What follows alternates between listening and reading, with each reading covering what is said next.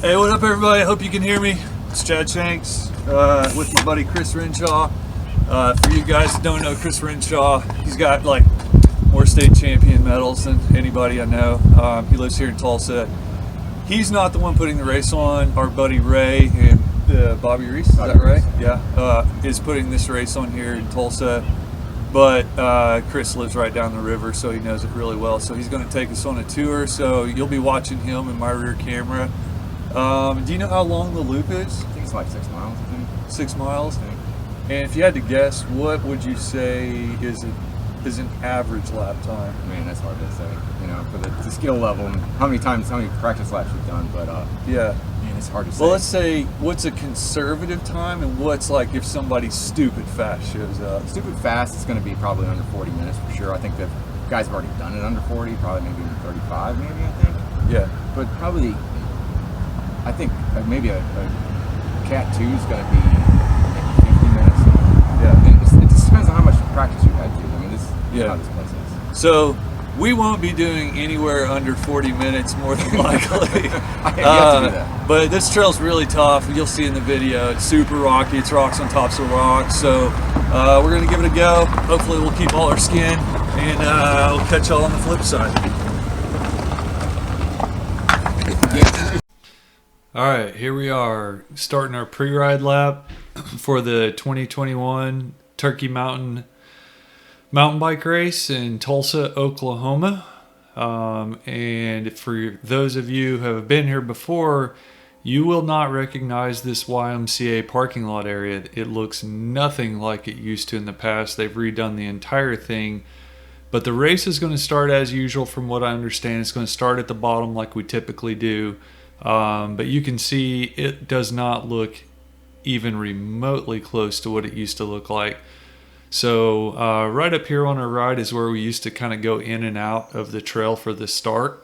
That doesn't even really exist anymore. So we've got a burnt in path now, and we're going to go over towards that little pond that was kind of on the side over here. So you'll see it in just a second. So Chris is going to take us down there. And we're going to funnel in.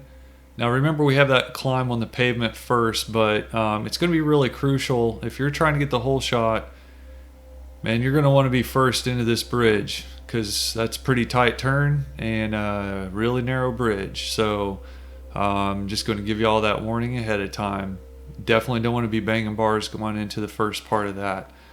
So this is all business as usual now. This path, I think, has always been here, best I can recall. It looks old, but here in a second we'll turn left, and you all will probably recognize that pond right there.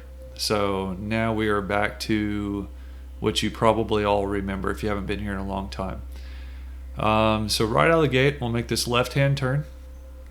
And I'm not really familiar with riding it in this particular scenario, so I'm definitely hitting everything blind right now for the first time. And I told Chris to kind of tell me if something's coming up, but don't tell me what line to take. So for this lap, I'm going to make all the mistakes just like you might if you haven't pre-ridden it. And you got Chris in the back camera there, so if I stall out or hit a line funny, watch and see what he does and see what his response is to those areas. So I rode a second lap with him after we did this video, and it was much easier following his will for sure. I've lived here for a long time in the past, but I haven't been here in 5.5 years, when Sarah and I bought the shop, obviously. So here we are on the trail, and this climb is kind of new to me. And he told me, you're going to go anaerobic right off the bat. So this climb's totally doable. You're going to see me mess it up. I take the inside line. You can ride the inside line, but you can see Chris goes wide. So he sticks that wide outside turn, and I totally biff it right off the bat. And that's probably going to happen in the race right there.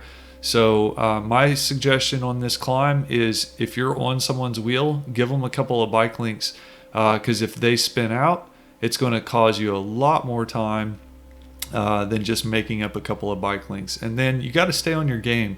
These rocks are no joke going through here. They're big, chunky. We're still climbing. and the heart rate is definitely pegged right now. So this start's going to be tough, not going to lie. So Chris kind of escorts me through that, lets me take back over so that you guys can watch him navigate the stuff after I go through it. So typical Turkey Mountain, tons of rocks, logs, overgrowth. Man, it's got everything. So remember, when you set your bikes up for this race, you might want to soften up the suspension pressure, just 4 to 5, maybe 6 psi. Not too much, because you don't want to be pedal striking. There's a lot of rocks to pedal strike on. And you might want to drop that pressure down. One thing that we definitely noticed was the rocks are actually kind of slick because there hasn't been any moisture. There's so much dust on the rocks that your tires are slipping around a little bit. So you definitely want to probably drop that air pressure just a smidgen. If you're running carbon wheels and you can take the strikes, go ahead and drop it down. If you're on those aluminum wheels, they probably can't take it as well. So you might want to leave the pressure kind of what you're accustomed to.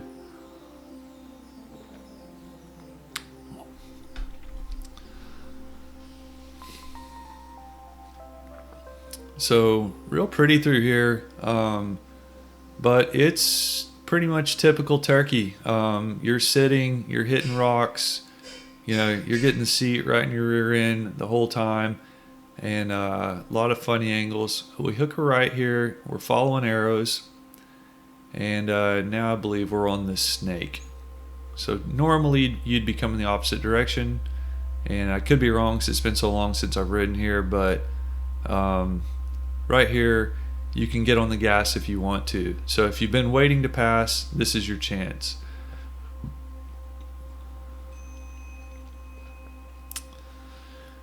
Now I say you want to get on the gas, but truth is you might be tired right here, honestly. I mean, that climb is really much tougher than it looks in the GoPro video, I'm sure. So getting on the gas might be a little bit difficult for some of us. I'll lump myself into that scenario. Now Chris and I are taking it easy, so I'm more interested in doing a course preview than turning a fast lap time. He said in the pre-ride interview that it was 6 miles long. That is not correct. It's 7.5 miles long. And just for reference, there's already been several people that have done sub 40-minute laps. I think we did a 43-minute lap on this one. That just to kind of give you a perspective of what this lap looks like, for the speed we rode it in, and what's actually possible out there. We theorized that some of the fastest riders might be able to get down in that 36, maybe even 35-minute timeline. Maybe not. I mean, it's, if you figure it's a 7.5 mile loop,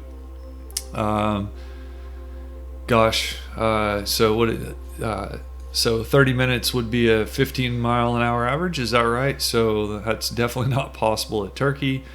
It'd probably be more close, probably a little closer to 36, maybe even 37. So we'll see what people turn out there. It'll also depend on conditions, of course. The conditions, although dry, are very fast. But I definitely want to warn you, if you're getting on the gas hard, you better be ready to brake, because there's a lot of surprise turns. And with those rocks being as dry as they are, man, if you get too hard on that front brake, it is slickery. So, and for those of you who don't know, slickery is a term that means it's slick and slippery.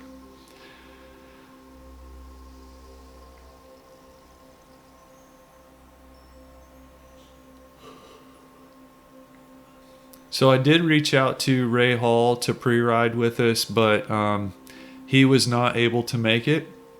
I think that he said he was like living the van life and something about that at a rock concert. So he wasn't able to make it with us today.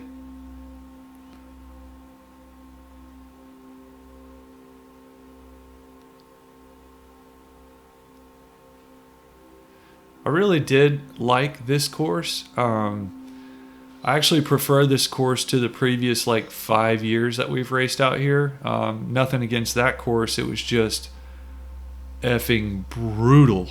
This one, while it is very challenging, as you can see from the last minute or so, they did lay in some faster sections. So one of the problems with racing at Turkey Mountain is Oklahoma City riders never tend to show up. They always chicken out because they're not used to riding these technical rocks. And yeah, that's right. I am calling you out, Oklahoma City. When I lived here in Tulsa, it was something we talked about all the time.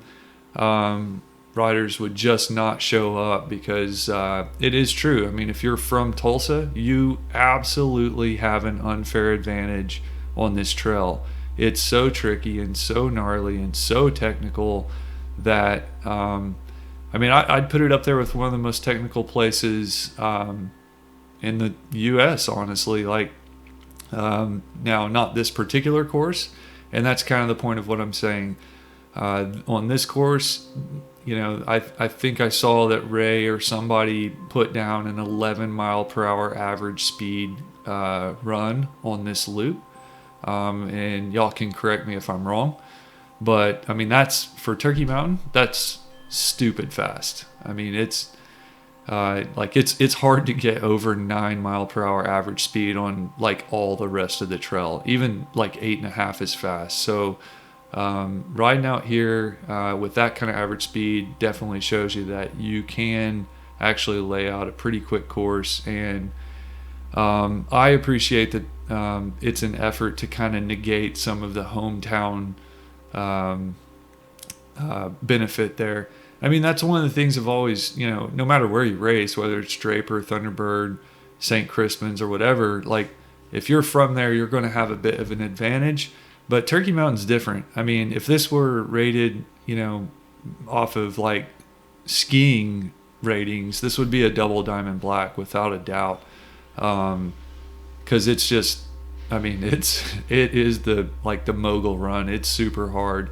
Lots of injuries from here over the years. What's really shocking, honestly, is that there's not more injuries here. Like there's times where years would go by, and I would hear about like nobody crashing or getting hurt. But if you live in Tulsa, they always say you're going to donate some blood to Turkey Mountain at some point in time or another. So here you can see we've now come from the west side, and we're crossing the north side of the upper parking lot now. So now we're going to utilize some of the more heavily trafficked side. As you can already tell, there's quite a few pedestrians out. And we got an early start, so like the sun's still coming up. You can kind of tell. I think we started at like 8:13 or something like that. Strava will tell you. And already there's a lot of people out. So this was a really early morning for me. I left the house at, I think, 5:30 this morning. So now we are, where are we? I think we're turning down towards the pond at this point, and I totally messed that line up. Watch Chris's line. It's on the right, and it's much faster if you go that way. So that's one section that you can definitely peel the tire off your rim if you hit it fast and you hit it wrong. So I got it right on the second lap, and I can definitely tell you that that's a section you want to look at.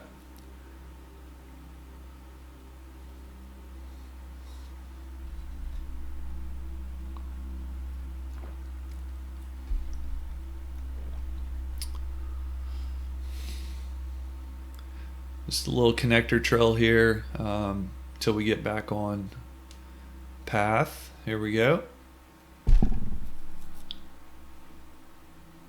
And I am not exactly sure where we are right here. I feel like we might be approaching Tree Hugger.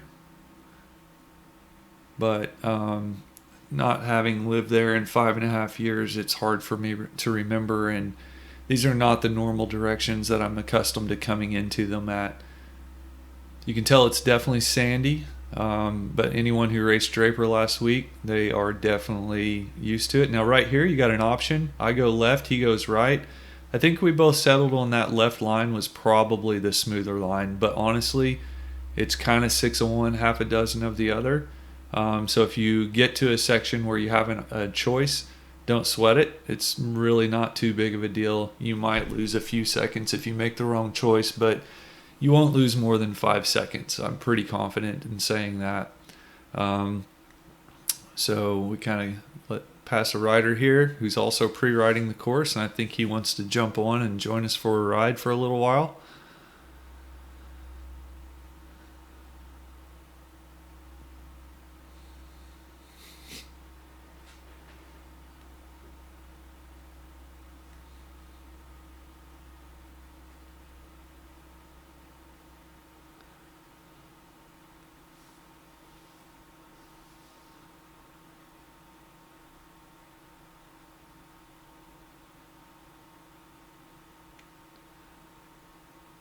All right, tight left. So now I think this is where we're entering what they call tree hugger, I want to say.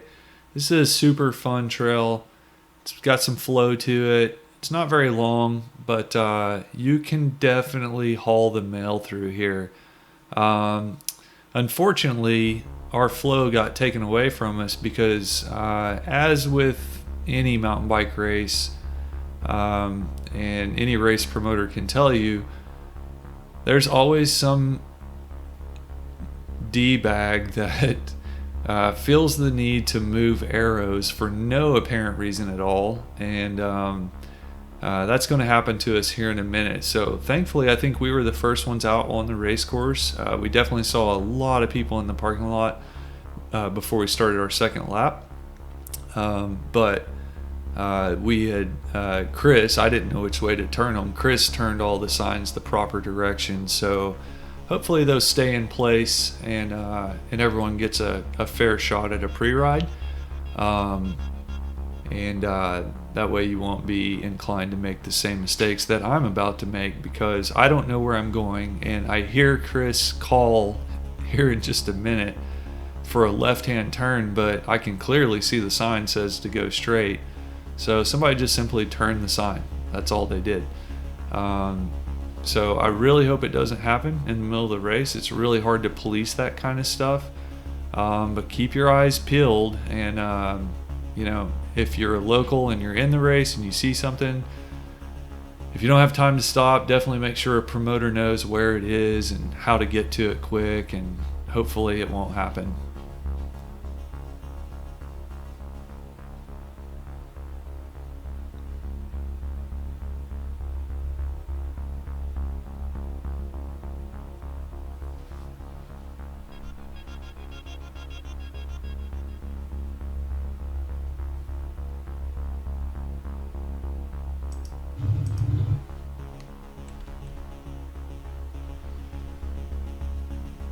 You want to take the right line right there, because this is the turn I blew right there. So I got to hit the brakes, and I can clearly see that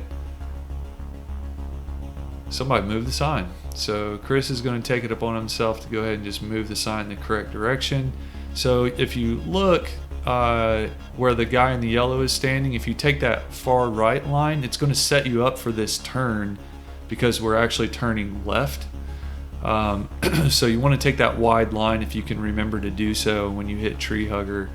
It's not the end of the world if you don't, but that turn, I can tell you, when we hit it on the second lap and we went wide, man, you just kind of flow right through this turn. So in fact, you can almost overcook it and hit that tree if you're not careful, because you can carry so much speed through there, and it's pretty dry, as you can tell. So, but hopefully that'll be pretty clear. Ray and Bobby have their work cut out for them to keep people going the right direction. I love this trail, love the course, but there's a lot of possibility for blowing through something if some pedestrian takes it upon themselves to move anything or take tape down. So we'll hope for the best. Sometimes that's just the way it goes with mountain bike racing, unfortunately. So now we're hitting we're kind of in between, I think, Millennium and Tree Hugger now, and we're going to end up on Millennium.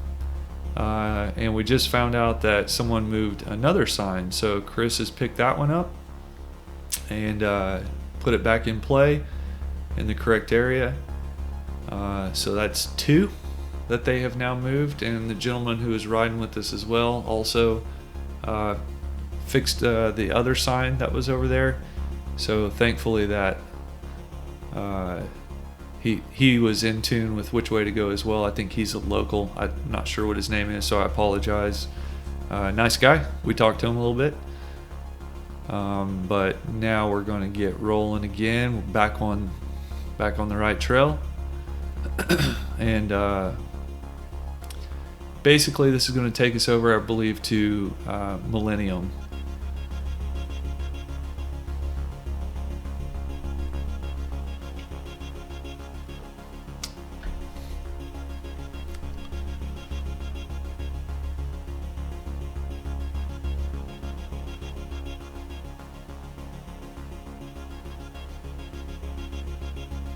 Yeah, here we go. So just kind of starts throwing a smattering of rocks at you here and there, kind of getting you warmed up to basically enter the pits of hell. So there's a lot of really awkward kind of thread the needle stuff through here. There's a lot of opportunity to be on the front brake and plant your front wheel into something and kind of pitch it over the bars. So you want to be careful. There's a lot of side angle rocks, a lot of rock edges to catch a rear tire on. You've got line options. So if you're not from Tulsa, on this section of trail, and you'll know it because you're across the upper parking lot and you've now done Tree Hugger, man, take it easy through here. Like, just get through this, because I promise if you go over the bars on this section, it's going to suck real bad. You can see there's a lot of sharp edges to these rocks.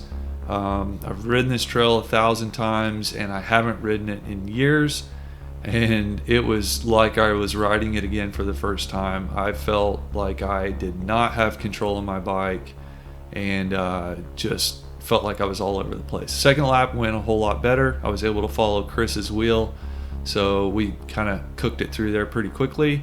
But on this lap, I was definitely kind of kerplunking around. So if you're from out of town, once you get into this section, it's not that long, so don't freak out, but you got to get through it for sure. And that high line right there, as Chris just clearly demonstrated, was definitely the faster line. And I did take it on the second lap. It looks scary, but it's actually much cleaner. So kind of go through a low section. This climb's a bit of a bear. You want to kind of punch it up this and just stay on the gas. And then we're going to smooth out, and we are ending or nearing the end of Millennium, and then we're going to hook a hard right and go up to Ridge. We're not quite through it yet, so still a few big obstacles to get through.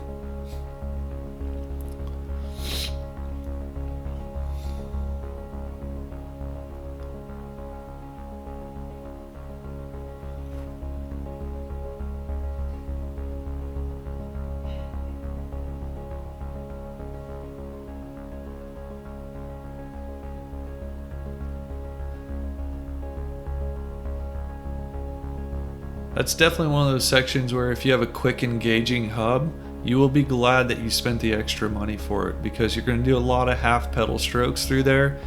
And don't put it in too easy of a gear. You want a little bit of a tractoring effect through there.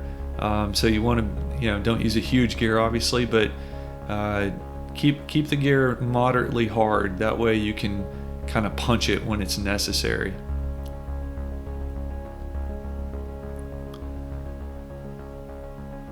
All right, now we're getting to the end, and here's where we're going to hook that hard right.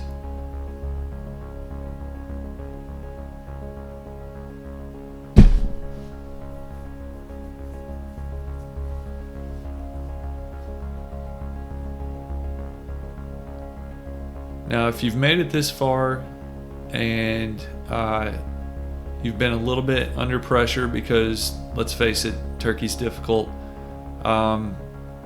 When you make this right-hand turn coming up, that's when you're going to want to take on a goo or a science and sport and take a big swig of water. It's going to open up for a second, and the tendency is probably going to be to drill it. But if you're Cat 1, you've got a few laps to go. I'm actually not sure how many laps we're doing, but this is harder than it looks. And so now right here, it's definitely going to be fast, but this is your opportunity to take on some nutrition and some hydration if you haven't done so yet, because there hasn't been a lot of opportunity leading up to this point. Ridge Trail's so cool. It's like the whole trail is just nothing but rocks, and all of a sudden you get this super fine gravel that's just super smooth. It's like all of a sudden you're kind of on the moon or something. And then this is kind of an iconic area right here, the very top of Ridge, kind of a chutes and ladders area. If you've got a lockout, use it right here.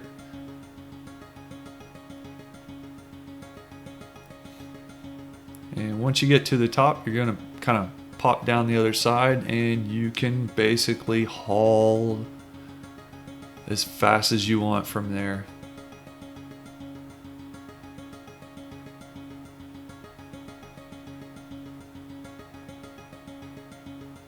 We're going to keep it tame because there's a lot of pedestrians. We don't know what's coming. Don't want to clip a pedal right there. And we're going to have a section coming up that is definitely an iconic climb out at Turkey Mountain. I don't even know what it's called, honestly. But we're going to take the rocky climb. But up in your right-hand portion of the screen, I do pop in on our second lap. I pulled the video clip. We took the alternative line. So you're going to come to this section, and if you're like me, you're not going to be able to read that print fast enough. But basically, it's just saying you can go left or right. It's not saying one way or the other. So we go left, but then I'm going to pop in the video of what it looks like on the right also. So you may want to watch this maybe twice. I don't know. So if you go right, it's a little bit longer, but not as chunky and difficult technically. But they're both difficult aerobically, I'm not gonna lie. So I'm gonna stick with what I know. I'm gonna take the rock garden section. I'm not really sure which one's faster. We were riding different paces, so the video probably won't actually tell you which one's faster. But they're pretty similar, honestly. And I think you'll be fine either way, no matter what you pick. But well, to be honest, now that I'm watching this for the first time, we were riding faster on the second lap, and Chris is still on that section just now hitting the 2-track area. So I'm going to have to go ahead and say that the technical line is definitely like a lot faster, but it's harder to ride. So if you don't think you can maneuver it, don't hit it. So it's up to you.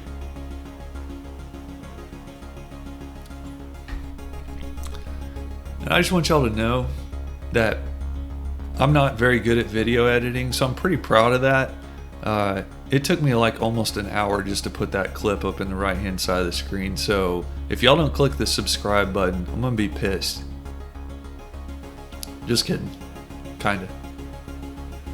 So now we're on Ridge, and this is pretty much like this is where if you bought the hardtail instead of the full suspension, you're gonna regret it, because you can see there's lots of just step up ledge rocks, and it's very slightly uphill. But if you have a full suspension bike, you can absolutely pedal this whole section and just lay down some watts. But if you're on a hardtail, you got to stand up and hover over that saddle over every one of those. And I've ridden it on a hardtail, a cyclocross bike, full suspension bike. So trust me, I know what I'm talking about here on this section. But this is one of those things where if you've got the full squish, take advantage, open it up, and put some time on the guy that you're dropping, or girl, whatever it is.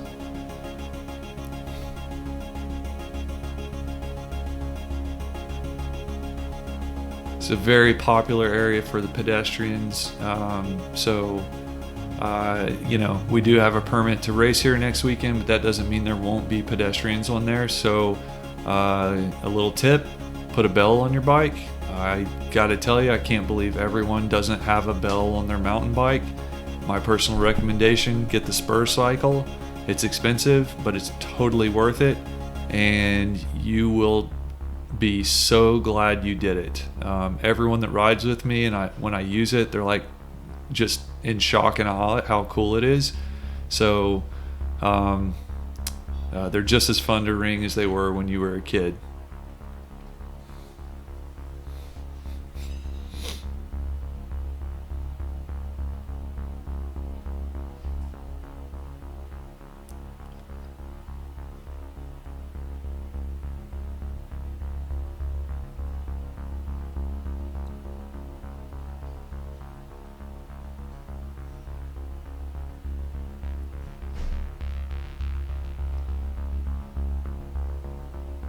This lady was talking on her cell phone, totally oblivious to two guys, even though the bell was going and we were asking for trail. I don't care if you talk on your cell phone on the trail, that's up to you, but be situationally aware of where you're at, please, for God's sake. You're on a mountain bike trail enjoying nature with lots of people around you. Hang up and hike.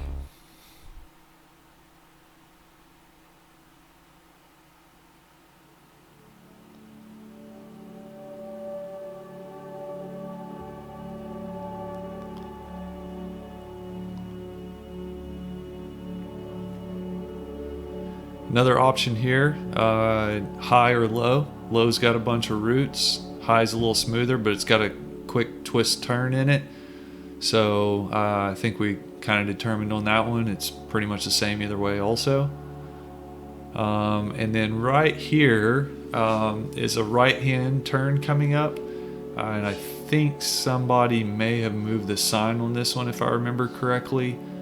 So let's see if I'm right about that. Yeah, Chris is hollering at me to stop. So if you blow this turn, it's not a big deal. It's only going to add about 10 seconds onto your ride, maybe a little more than that. But there should be a right-hand turn at the very end of Ridge. So that's... but if you miss it, you can see the trail right there to the left. That's where you would be coming out of. So not a big deal if you miss it. Back into some rock scree and some chunky monkey.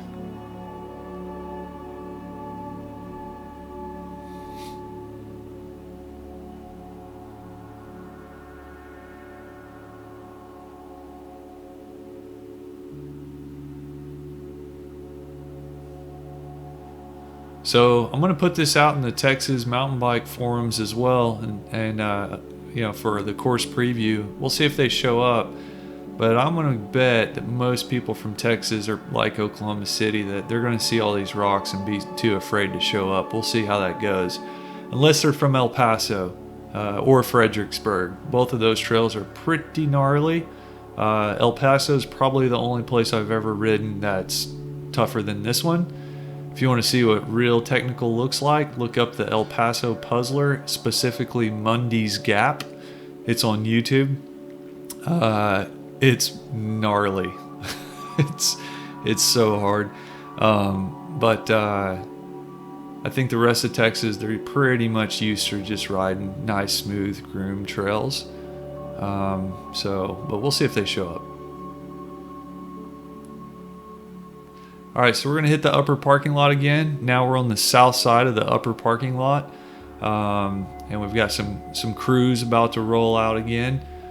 So we crossed it earlier on the north side of the parking lot. You can see downtown to the right there. And now we're going to cross it on the south side closer to 71st, Elwood. And we are back on the Snake. And this is where you can definitely lay some watts down again.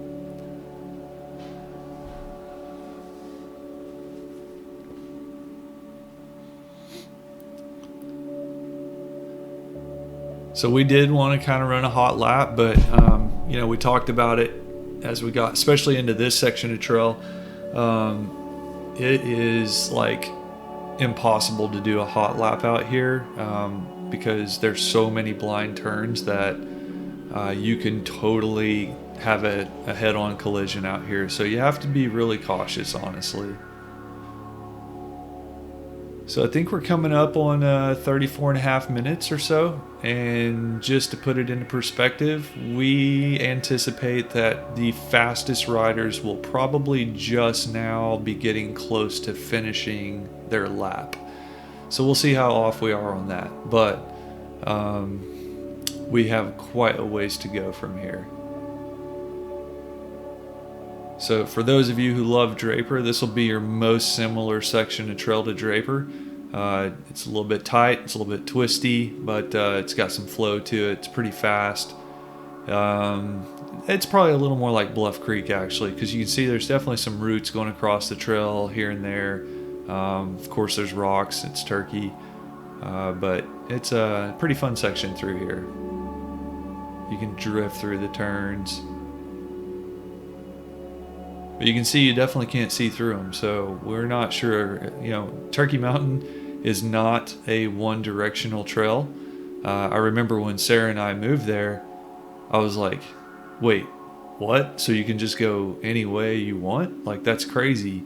So it's cool because you can switch up your rides, but it sucks because when the foliage is growing, you cannot see through the turns, and I have had some really close calls out here. And I know that some people have had head-on collisions.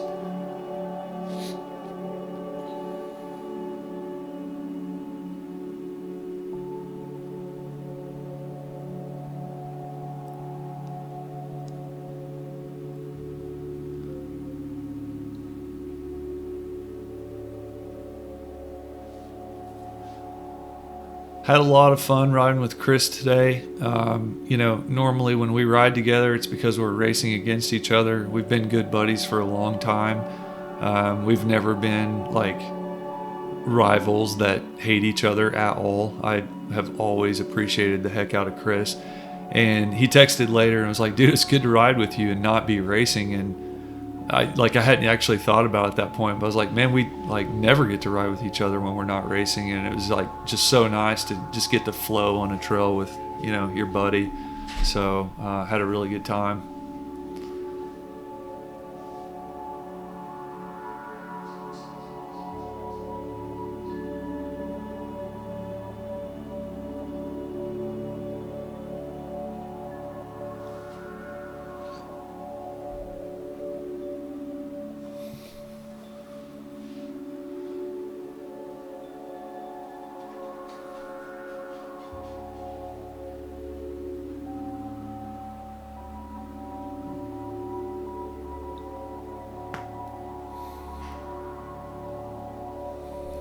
So it gets pretty chunky through here. This is a lot of like what the old course used to be like, just real hard and technical. I think we might even be on a small segment of the old race course loop right now. So just when you get lulled into taking your concentration down a little bit, another rock garden gets thrown at you, and it doesn't get easy yet. They keep coming at you a little bit here, and I think they're going to come at us again here in a little bit. So now we are crossing over. I don't know what to call this section, but Chris was telling me that this was a section that the Kaiser Foundation came in and saved. Basically, they were going to do development on this area, so luckily they did not do that, and got to keep the green space. So good job, Kaiser Foundation. It's always shocking to me that some people in cities can't understand the value of green space. It's just like, you have to have that. What would Austin, Texas be without the green belt? what would Waco be without Cameron Park, and so on and so forth. And it's just, Tulsa has Turkey Mountain, and without it, it would just not be near as cool as it is.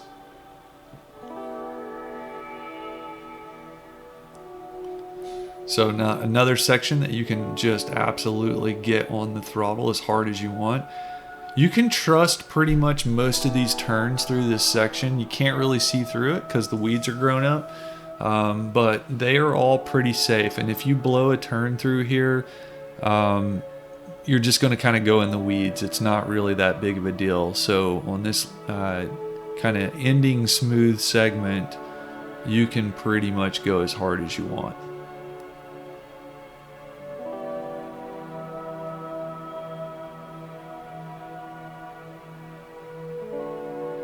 So just for note, today I was running 20 PSI in the front and 22 in the back. That felt pretty good. I run Continental tires and on a 30 millimeter front rim and a 28 millimeter rear rim. I weigh 180 pounds, so I did not feel any tire flex. I did not feel my rim. And I was drifting through the turns even at these mellower paces, so I can't imagine running any more pressure than I currently am. If you run Cush cores, you can probably drop it 2, maybe even 3 more PSI than that. But I do not. Chris does.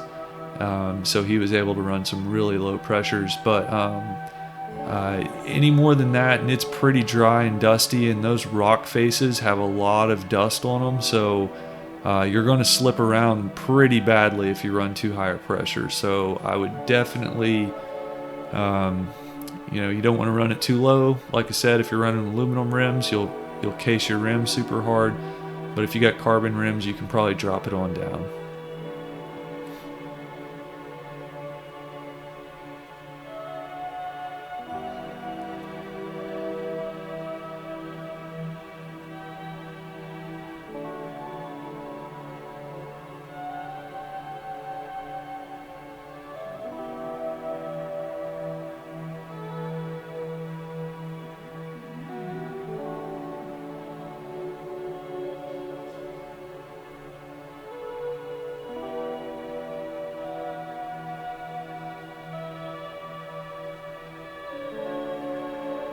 So we are getting near the end now. I think here in just a second we're going to be basically coming up onto the top of basically what used to be the YMCA climb. Although we enter it differently, I wasn't really familiar with how we came into it, honestly, but it threw me off just a little bit. You can see the highway just there to my left. So normally we would be, in years prior, we were coming from the other direction. So the highway typically would have been on our right hand side because we would have hit that climb right off the bat. But now it's on our left, and instead of a climb, we're going to be finishing with a descent. But watch on this descent whenever it comes up. You're not going to go all the way to the bottom like you expect. You're going to cut back into the right, and it's loose. So obviously it's a descent, so you normally want to be going as fast as you can and getting that free speed. But if you don't know that turn's coming up and you decide at the last minute to get on the brakes, you're going to wash out. So kind of keep that in mind as you near the end of the loop. So I guess we were a little further than I anticipated, but it should be coming up pretty quick.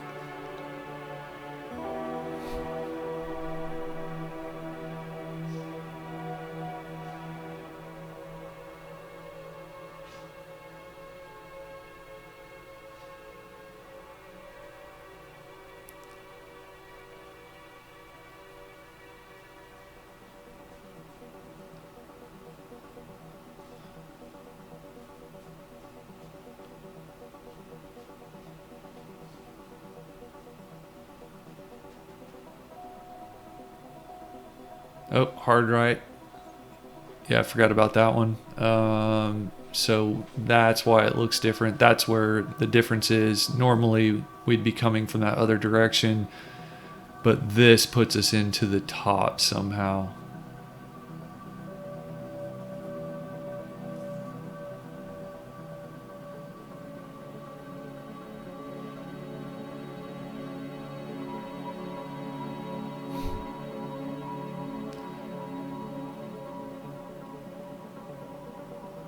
Yeah, I think this was actually a section on previous years that we would have been kind of finishing our lap on also. So some pretty big baby head rocks through there. Pretty chunky. Ray just couldn't resist one last rock garden to throw at us. Thanks for that, buddy.